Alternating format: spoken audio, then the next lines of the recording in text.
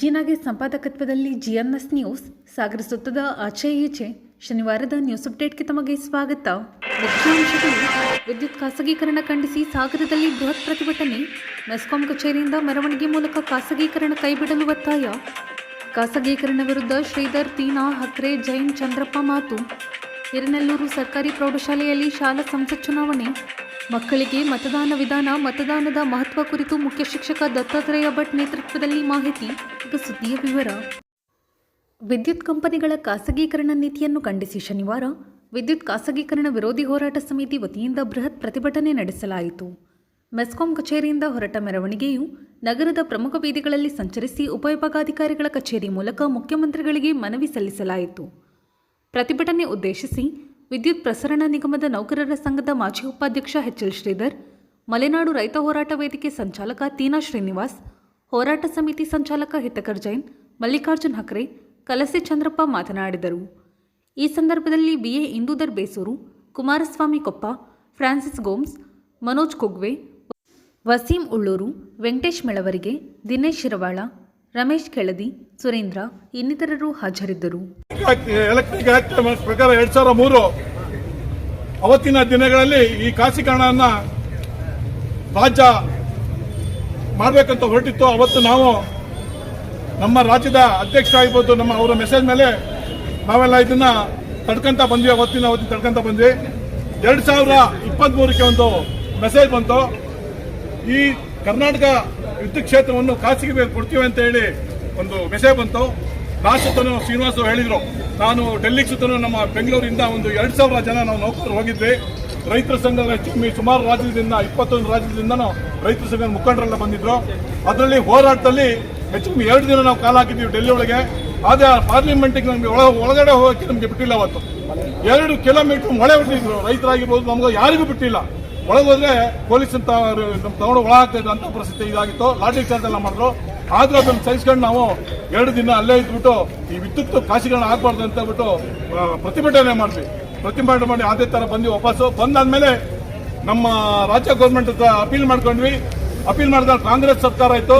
ಯಾವುದೇ ಕಾರಣಕ್ಕೂ ಕರ್ನಾಟಕದಲ್ಲಿ ನಾವು ಈ ಖಾಸಗೀಕರಣವನ್ನು ವಿದ್ಯುತ್ ಕ್ಷೇತ್ರವನ್ನು ಖಾಸಗೀಕರಣ ಮಾಡಲ್ಲ ಅಂತ ಆಶ್ವಾಸನೆ ಕೊಟ್ಟ ಮೇಲೆ ನಾವು ಅದನ್ನ ಪ್ರತಿಭಟನೆಯನ್ನು ಬಿಟ್ಟಿದ್ವಿ. ಈಗ ಮತ್ತೆ ಅದೇ ತರ ಈಗ 2026 ಮೊನ್ನೆ KSC ಅವ್ರದ್ದು ಒಂದು ಇದನ್ನು ಹೊರಡಿಸಿದ್ದಾರೆ. ನಮಗೆ ಏನಾದರೂ ನಾವು ಖಾಸಗೀಕರಣಕ್ಕೆ ಅಪ್ರೂವ್ ಕೊಡ್ತಾ ಇದ್ದೀವಿ, ನಿಮ್ದೇನಾದರೂ ಅಬ್ಜೆಕ್ಷನ್ ಏನಾದಿದ್ರೆ ನಾವು ಲೆಟರ್ ಮೂಲಕ ಕೊಡಬೇಕಂತ ಹೇಳಿದ್ರು. ಇವತ್ತು ರಾಜ್ಯ ವ್ಯಾಪ್ತಿಯಲ್ಲಿ ಮೆಸ್ಕಾಂ ಆಗಿರ್ಬೋದು 19 ಜಿಲ್ಲೆಗಳನ್ನ ಖಾಸಗಿ ಕೊಡಬೇಕು ಅಂತ ಹೇಳ್ಬಿಟ್ಟು ತೀರ್ಮಾನ ತಗೊಂಡಿದ್ದಾರೆ. ಆ 19 ಜಿಲ್ಲೆಗಳಲ್ಲಿ ಎಲ್ಲಾ ವಿದ್ಯುತ್ ಕ್ಷೇತ್ರದ ನೌಕರರಾಗಿರ್ಬೋದು, ಗ್ರಾಹಕರಾಗಿರ್ಬೋದು, ರೈತರ ಸಂಘ ಪ್ರತಿಯೊಬ್ಬರು ಮನೆ ಹೋಗಿ ಅದನ್ನ ಒಂದು ಅರ್ಜಿನ ಸೈನ್ ಮಾಡಿಸ್ಬಿಟ್ಟು ನಮ್ದು ಅಬ್ಜೆಕ್ಷನ್ ಇದೆ ಅಂತ ಹೇಳ್ಬಿಟ್ಟು ಫೈಲ್ ನಾವು ಮಾಡಿದೀವಿ.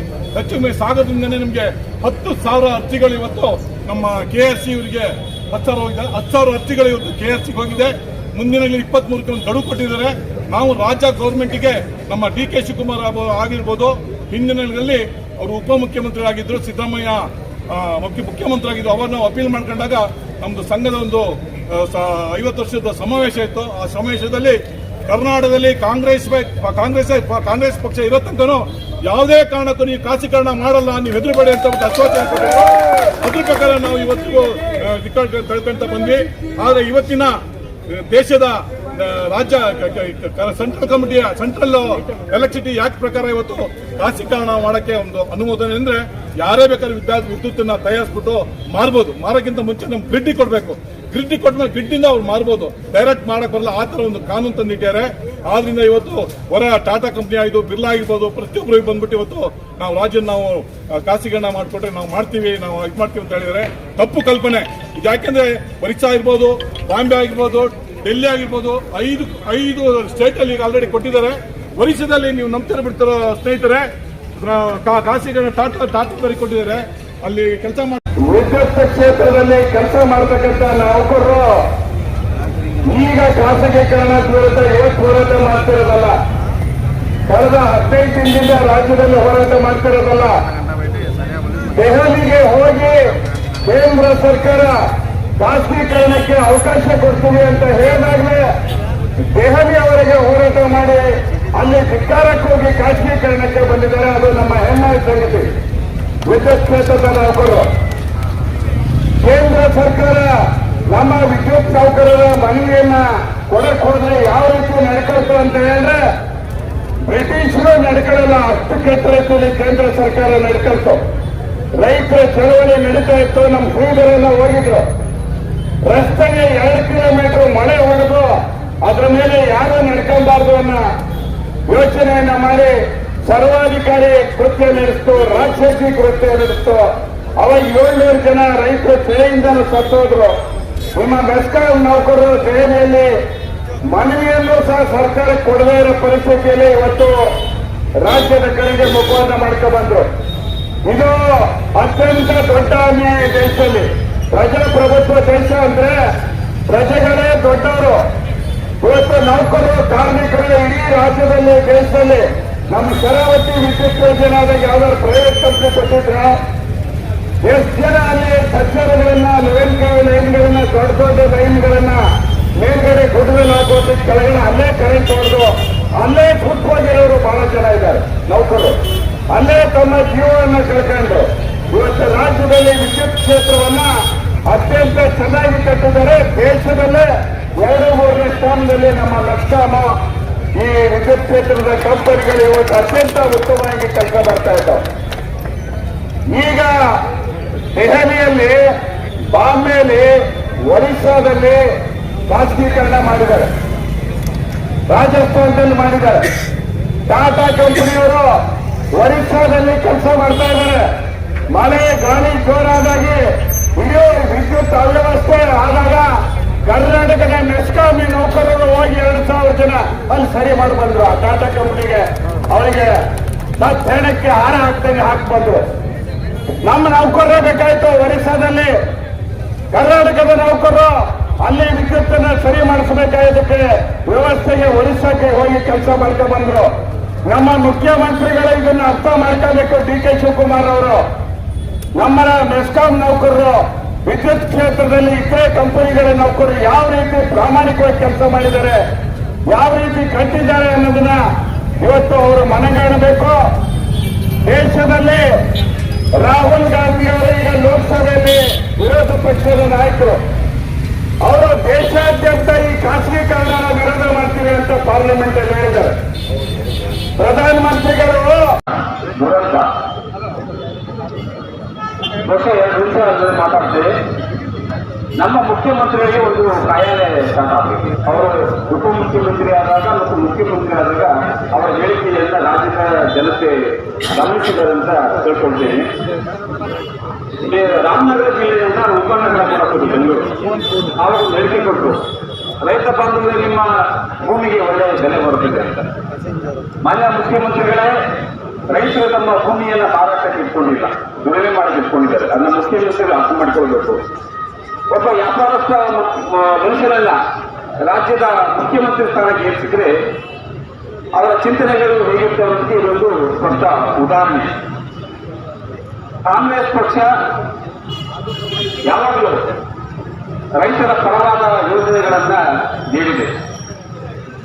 ಗೇಣಿ ಮಾಡ್ತಿದ್ದ ರೈತರನ್ನ ಭೂಮಿ ಮಾಲೀಕರನ್ನ ಮಾಡಿ ಸ್ವತಂತ್ರ ಕೊಟ್ಟು ಇವತ್ತು ಸರ್ಕಾರಿ ನೌಕರರನ್ನ ಮತ್ತೆ ಗುಲಾಮರಾಗಿ ಮಾಡಲ್ಪಟ್ಟಿದ್ದಾರೆ. ಇದೊಂದು ದುರಂತ. ಹಾಗಾಗಿ ಈ ಒಂದು ಯೋಜನೆಯನ್ನ ಮುಖ್ಯಮಂತ್ರಿಗಳು ಬೇಗ ಕೈಗೊಳ್ಳಬೇಕು ಹಾಗೂ ಮುಂದಿನ ಹೋರಾಟಗಳು. ಅವತ್ತು ಆ ಖಾಸಗಿ ಕಂಪನಿಗಳು ಓಡೋದು ಏನಾಯ್ತು ಗೊತ್ತ ಪರಿಣಾಮ ಬಹಳ ಜನ ಗೊತ್ತಿಲ್ಲ. ಕೆಲವರು ಪ್ರಶ್ನೆ ಮಾಡ್ತಾರೆ, ಈ ರೀತಿಯ ಖಾಸಗಿ ಕಂಪನಿಗಳು ಬಂದ್ರೆ ಗುಣಮಟ್ಟದ ವಿದ್ಯುತ್ ಕೊಡ್ತವೆ, ಅತ್ಯಂತ ಸಮರ್ಪಕವಾದ ಸರ್ವಿಸ್ ಕೊಡ್ತವೆ ಮುಂತಾದ ಪ್ರಶ್ನೆಗಳನ್ನು ನಮಗೂ ಕೂಡ ಮಾಡಿದ್ರು. ಒಂದು ಯೋಚನೆ ಮಾಡಿ ಒಂದೇ ಉದಾಹರಣೆ ಸಾಕು ಅಂತ ಅನ್ಸುತ್ತೆ. ಆ ಒಡಿಸ್ಸಾದಲ್ಲಿ ಅವತ್ತೇನು ಓಡಿ ಹೋದವು ಖಾಸಗಿ ಕಂಪನಿಗಳು, ಇಡೀ ಚಂಡಮಾರುತದಲ್ಲಿ ಒಡಿಸ್ಸಾ ರಾಜ್ಯದ ಪವರ್ ಕಟ್ಟು, ಯಾವುದೇ ಲೈನ್ ಇಲ್ಲ, ಬಿಲ್ಡಿಂಗ್ ಇಲ್ಲ, ಟವರ್ಗಳಿಲ್ಲ. ಆ ಓಡೋದಂತ ಸಂದರ್ಭದಲ್ಲಿ ಕೇಂದ್ರ ಸರ್ಕಾರ ಏನ್ ಮಾಡ್ತು ಗೊತ್ತಾ?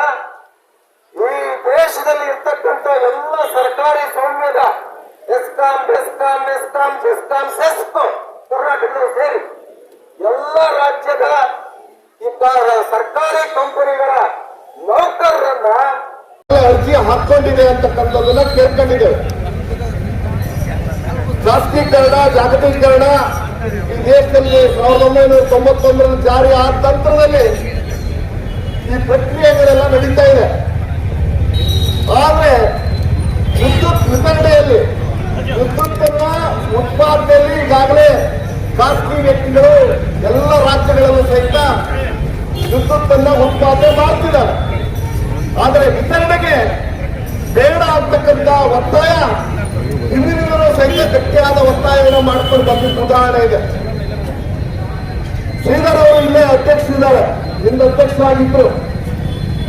2017-18ರಲ್ಲಿ ಇಲ್ಲಿ ಖಾಸಗಿ ಒಂದು ಕಂಪನಿ ಸ್ಥಾಪನೆ ಮಾಡಿಕೊಂಡು ನಿವೃತ್ತ ನೌಕರರೇ, ಎಸ್ಕಾಂನ ನಿವೃತ್ತ ನೌಕರರು ಖಾಸಗಿ ಕಂಪನಿ ಮಾಡಿಕೊಂಡು ಆಫೀಸ್ ಓಪನ್ ಮಾಡಿಕೊಂಡು ಸಾಗರ ಮತ್ತು ಸುತ್ತಮುತ್ತಲಿನ ಪ್ರದೇಶವನ್ನ ಖಾಸಗಿ ವಿತರಣೆಯನ್ನು ಮಾಡ್ತೀವಿ ಅಂತೇಳಿ ಅರ್ಜಿ ಹಾಕೊಂಡಿದ್ರು. ಆಫೀಸು ಆಗಿತ್ತು. ನನ್ನ ಹತ್ರ ತಾಲೂಕ್ ಪಂಚಾಯತ್ ಅಧ್ಯಕ್ಷರಿದ್ದೆ ನಾನು. ಆ ಸಂದರ್ಭದಲ್ಲಿ ನನ್ನ ಹತ್ರ ಬಂದ್ರು. ನಾವು ಅದನ್ನ ವಿರುದ್ಧವಾದಂತ ತಾಲೂಕ್ ಪಂಚಾಯತಿಲಿ ಖಾಸಗೀಕರಣ ಯಾಕೆ ಆಗ್ಬಾರ್ದು ಅಂತಕ್ಕಂಥದನ್ನ 1, 2, 3 ಹಾಕಿ ಅದನ್ನ ನಿರ್ಣಯ ಮಾಡಿ ಅದರ ಸರ್ಕಾರಕ್ಕೆ ಕಳಿಸ್ಕೊಡುವಂತ ಕೆಲಸ ಮಾಡಿದ್ವಿ. ಜೊತೆಗೆ ಕುಮಾರಸ್ವಾಮಿ ಬೈ ಎಲೆಕ್ಷನ್ ಬಂದಿದ್ರು. ನೆನಪಾಡ್ಕೋಬೇಕು, ಸಹಾಯ ಮಾಡೋದು. ಬೈ ಎಲೆಕ್ಷನ್ ಚುನಾವಣೆಯಲ್ಲಿ ಒಂದೇ ವೇದಿಕೆಯಲ್ಲಿ ನಾವಿದ್ವಿ. 2018ರಲ್ಲಿ ಮಧು ಬಂಗಾರಪ್ಪನವರ ಪರವಾಗಿ ಚುನಾವಣಾ ಪ್ರಚಾರಕ್ಕೆ ಬಂದಿದ್ವಿ. ಆ ಸಂದರ್ಭದಲ್ಲಿ ನಿರ್ಣಯ ಮಾಡಿರೋ ಅಂಥದ್ದು, ಶ್ರೀಧರ್ ಅವರು ಹೋರಾಟ ಮಾಡಿರೋ ಅಂಥದ್ದು, ನಾವು ನಿರ್ಣಯ ಮಾಡಿದ ಪತ್ರಿಕೆಯಲ್ಲಿ ಬಂದಿರೋ ಅಂಥದ್ದನ್ನೆಲ್ಲ ತಗೊಂಡೋಗಿ ಅವ್ರ ಕೈ ವೇದಿಕೆ ಮೇಲೆ ಕೊಟ್ಟೆ. ಇದು ಆಗಬಾರ್ದು ಸರ್, ಅನ್ಯಾಯ ಅಂತೇಳಿ. ಇಲ್ಲ, ಇದು ನನ್ನ ಗಮನದಲ್ಲಿಲ್ಲ ಅಂತೇಳಿ ಅಲ್ಲೇ ಆ ಫೈಲ್ ಮೇಲೆ ಬರೆದು ಯಾರು ಅವಕಾಶ ಕೊಡಬಾರ್ದು. ನಮ್ಮೆಲ್ಲ ರೈತ ಬಂಧುಗಳು, ಸಾರ್ವಜನಿಕ ನಾಗರಿಕ ಬಂಧುಗಳು, ಮತ್ತೆ ಎಲ್ಲ ನೌಕರ ಪ್ರತಿನಿಧಿಗಳು, ಮತ್ತೆ ಈಗ ಕೇಂದ್ರ ಕರ್ನಾಟಕಗಳಿಗೆ ಅನೇಕ ಜನ ಪಾಪ ತಮ್ಮ ಬದುಕು ಕಟ್ಟಿಕೊಳ್ತಾರೆ. ಇದನ್ನ ಉಗ್ರವಾಗಿ ಪ್ರತಿಭಟನೆ ಮಾಡಬೇಕು. ಯಾವ ಹಂತಕ್ಕೆ ರಾಜ್ಯ ಸರ್ಕಾರಕ್ಕೆ ನಾವು ಮನವಿಯನ್ನ ಮಾಡೋಣ. ನಾನು ಕೂಡ ಬರ್ತೀನಿ, ನಮ್ಮ ಮಾನ್ಯ ಶಾಸಕರನ್ನು ಕೂಡ ನಾವು ಮಾತಾಡ್ತೀವಿ. ಯಾಕಂದ್ರೆ ಕ್ಷೇತ್ರದ ಜನಪ್ರಿಯ ಶಾಸಕರಾಗಿ ರೈತ ಪರ ನಿಲ್ತಾರೆ. ಅವ್ರು ಯಾವತ್ತೂ ರೈತರ ವಿರೋಧಿ ಅಲ್ಲ. ರೈತರ ಪರವಾಗಿ, ಜನಸಾಮಾನ್ಯರ ಪರವಾಗಿ, ದೀನ ದಲಿತರ ಪರವಾಗಿ, ಹಿಂದುಳಿದ ಅಲ್ಪಸಂಖ್ಯಾತರ ಪರವಾಗಿ ಶಾಸಕರು ಯಾವತ್ತೂ ಅವರ ಮುಂಚೂಣಿಯಲ್ಲಿರ್ತಾರೆ. ಅದಕ್ಕೆ ನಾವು ಕೂಡ ಅವ್ರ ಜೊತೆ ಮಾತಾಡ್ತೀವಿ. ಸಂಘಟನೆಗಳು ಏನು ಕಡಿಮೆ ಸಮಯದಲ್ಲಿ ಇದೆ, ಆದರೆ ಬಹಳ ಚೆನ್ನಾಗಿ ಮಾಡಿದ್ದೀರಿ ಜೈಲಿನವರ ಎಲ್ಲ ಮುಖಂಡ ದೇಶಗಳು. ಒಂದು ಒಳ್ಳೆ ಸಂತೋಷ ಇದು. ನಾನು ಆಕ್ಚುಲಿ ಬರೋದಿದ್ದೇನೆ ನಮ್ಮ ತಮ್ಮನ ಮನೆ ಗ್ರಾಮೋದ್ಯಮಗಳು ಕೃಷ್ಣಪ್ಪ ಅಂತ ನನ್ನ ಬ್ರದರ್. ಆದರೂ ಕೂಡ ನಮ್ಮ ಸ್ನೇಹಿತರೆಲ್ಲ ಫೋನ್ ಮಾಡಿದ್ರು, ಶ್ರೀಧರ್ ಮಾಡಿದ್ರು ನನಗೆ. ಆದರೆ ನಾವು ಇರಬೇಕಿತ್ತು ಆ ಕಾರ್ಯಕ್ರಮಗಳಲ್ಲಿ ಹೆಚ್ಚು ಒತ್ತನ್ನು ಕೊಡಬೇಕು. ಮತ್ತು ಈಗ ಏನಿದೆ ಖಾಸಗೀಕರಣದಿಂದ ಪ್ರಬಲವಾಗಿ ನಾವು ವಿರೋಧ ಮಾಡಬೇಕು. ಯಾವತ್ತೂ ನಾವು ನಿಂತ್ಕೊಳ್ಳೋದಿಲ್ಲ. ಈಗೆಲ್ಲ ನಿಮ್ಮ ಜೊತೆ ನಾವು ಪ್ರತಿದಿನ ಯಾವ ಕರೆ ನಾವು ಖಂಡಿತ. ಸಾಗರ ತಾಲೂಕಿನ ಹಿರೇನೆಲ್ಲೂರು ಸರ್ಕಾರಿ ಪ್ರೌಢಶಾಲೆಯಲ್ಲಿ 2026-27ನೇ ಸಾಲಿನ ಶಾಲಾ ಸಂಸತ್ ಚುನಾವಣೆ ನಡೆಯಿತು. ಸಾರ್ವತ್ರಿಕ ಚುನಾವಣೆ ನಡೆಯುವ ಮಾದರಿಯಲ್ಲಿಯೇ ಅಗತ್ಯ ಸಿದ್ಧತೆ ಮಾಡಿಕೊಂಡು ಚುನಾವಣೆ ನಡೆಸಲಾಯಿತು. ವಿದ್ಯಾರ್ಥಿಗಳು ಉತ್ಸಾಹದಿಂದ ಮತದಾನದಲ್ಲಿ ಪಾಲ್ಗೊಂಡರು. ಚುನಾವಣಾಧಿಕಾರಿಯಾಗಿ ಮುಖ್ಯ ಶಿಕ್ಷಕರಾದ ದತ್ತಾತ್ರೇಯ ಭಟ್, ಸಹಾಯಕ ಚುನಾವಣಾಧಿಕಾರಿಯಾಗಿ ಭಾಗೀರಥಿ ಜಿಎಂ, ಸೋಮಶೇಖರ್ ನಾಯ್ಕ್, ರಾಜೇಶ್ವರಿ ನಾಯ್ಕ್, ಯುವರಾಣಿ ನಾಯ್ಕ್, ಅಶ್ವಿನಿ ಎನ್ ಕಾರ್ಯನಿರ್ವಹಿಸಿದರು. ಎಂಎನ್ ನಾಯ್ಕ್, ಚುನಾವಣಾ ಉಸ್ತುವಾರಿ ಶಿವಶಂಕರ್ ಡಿಆರ್ ಚುನಾವಣಾ ಪ್ರಕ್ರಿಯೆ ನಡೆಸಿಕೊಟ್ಟರು. ದೀಪ್ತಿ ಮುಖ್ಯಮಂತ್ರಿಯಾಗಿ ಆಯ್ಕೆಯಾದರೆ ಶ್ರೀಧರ್ ಕೆ ಉಪಮುಖ್ಯಮಂತ್ರಿಯಾಗಿ ಆಯ್ಕೆಯಾದರು. ಚಿರಣ್ ಸಭಾಪತಿಯಾಗಿ ಆಯ್ಕೆಯಾದರು. ಕೆಲವು ವಿದ್ಯಾರ್ಥಿಗಳು ಮಂತ್ರಿಗಳಾಗಿ ಆಯ್ಕೆಯಾದರು. ಮುಖ್ಯ ಚುನಾವಣಾಧಿಕಾರಿಗಳವರಿಗೆ ಅಭ್ಯರ್ಥಿಗಳು ಉಮೇದುವಾರಿಕೆಯನ್ನು ಸಲ್ಲಿಸುತ್ತಿರುವಂಥದ್ದು. ಎಲ್ಲ ಚುನಾವಣಾ ಅಧಿಕಾರಿಗಳು, ಸಿಬ್ಬಂದಿಯವರು ಉಪಸ್ಥಿತರಿದ್ದರು. ಅಭ್ಯರ್ಥಿಗಳು ಚುನಾವಣಾ ಪ್ರಚಾರವನ್ನು ಮಾಡುತ್ತಿರುವುದು. ತಮಗೆ ಮತವನ್ನು ಹಾಕಬೇಕೆಂದು ಅದರ ಮೇಲೆ ನೋಡಿ, ಇದು ವೋಟರ್ದು ಲಿಸ್ಟ್ ಇರುತ್ತೆ, ಅಲ್ಲಿ ಮೊಬೈಲಲ್ಲಿ ಇರುತ್ತೆ. ಅದ್ರ ಜೊತೆಗೆ ಈ 3 ಜನರ ಹೆಸರು ಆದ್ಮೇಲೆ ಒಂದು ಕೆಳಗಡೆ ಇನ್ನೊಂದು ಬಟನ್ ಇರುತ್ತೆ, ನೋಟ ಅಂತ. ನೋಟ ಅಂದ್ರೆ ಅರ್ಥ, ನಿಮ್ಗೆ ಈ ಮೇಲ್ನವ್ರಿಗೆ ಯಾರಿಗೂ ವೋಟ್ ಹಾಕ್ಲಿಕ್ಕೆ ಇಷ್ಟ ಇಲ್ಲ ಅಂತಂದ್ರೆ ನೋಟ್ ಹಾಕಿ ಚುನಾವಣಾ ಪ್ರಚಾರದ ನಂತರ ಮಾಡಂಗಿಲ್ಲ, ನೋಟ್ ಹಾಕಿ ಕೂಡ ವೋಟ್ ಹಾಕ್ಬೋದು. ಚುನಾವಣೆಗೆ ಭಾಗವಹಿಸಿರುವಂತಹ, ಚುನಾವಣೆಯಲ್ಲಿ ಭಾಗವಹಿಸುವಂತಹ ಎಲ್ಲರಿಗೂ ಮತದಾನ ಮಾಡುವ ಹಕ್ಕಿದ್ದು ಆದ್ರೆ ನಿಮ್ಗೆ ಯಾವ ರೀತಿ ಮತವನ್ನು ಮಾಡಬೇಕು ಎಂಬುದರ ಮಾಹಿತಿಯನ್ನು ನೀಡುತ್ತಿರುವುದು. ಇಲ್ಲಪ್ಪ ಅಂತಂದ್ರೆ ನೋಟ್ ಹಾಕಿ ವೋಟ್ ಹಾಕ್ಬೋದು, ವೋಟ್ ಅನ್ನ ವೇಸ್ಟ್ ಮಾಡಬಾರ್ದು. ಗೊತ್ತಾಯ್ತಾ? ಸೆಕ್ಟರ್ ಆಫೀಸರ್ ಹಾಗೂ ಪೊಲೀಸ್ ಸಿಬ್ಬಂದಿಯವರೊಂದಿಗೆ ಮತದಾನ ಕೇಂದ್ರದ ವೀಕ್ಷಣೆ ಮತ್ತು ಮತದಾನ ಕೇಂದ್ರದ ಸಿದ್ಧತೆ, ಇವಿಎಂನ ಮಾದರಿ, ಅಭ್ಯರ್ಥಿಗಳ ವಿವರ, ಮತಗಟ್ಟೆಯಲ್ಲಿ ಅಧ್ಯಕ್ಷಾಧಿಕಾರಿಗಳು, ಮೊದಲನೇ ಮತಗಟ್ಟೆ ಅಧಿಕಾರಿ, 1ನೇ ಪೋಲಿಂಗ್ ಅಧಿಕಾರಿ, 2ನೇ ಪೋಲಿಂಗ್ ಅಧಿಕಾರಿ, ಮತದಾನದ ಪೆಟ್ಟಿಗೆ ಸಿದ್ಧತೆ ಆಗಿರುವಂಥದ್ದು, ಏಜೆಂಟರುಗಳು ಕೂತಿರುವಂಥದ್ದು, ಮಹಿಳಾ ಮತದಾರರು ಮತ್ತು ಪುರುಷ ಮತದಾರರು ಪ್ರತ್ಯೇಕವಾಗಿ ಸಾಲಿನಲ್ಲಿ ಬಂದು ಮತವನ್ನು ಚಲಾಯಿಸುತ್ತಾರೆ.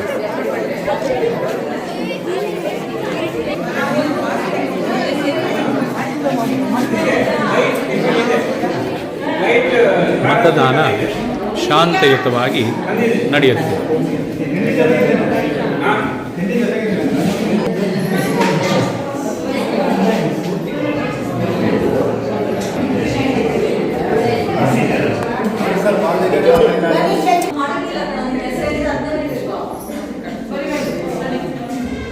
ಮತದಾನ ಶಾಂತಿಯುತವಾಗಿ ನಡೆಯುತ್ತಿರುವುದು.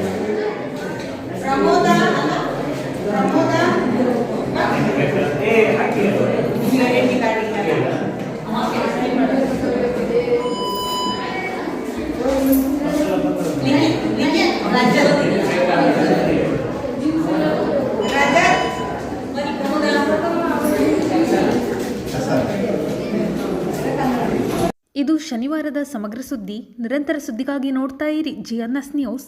ನಮಸ್ಕಾರ.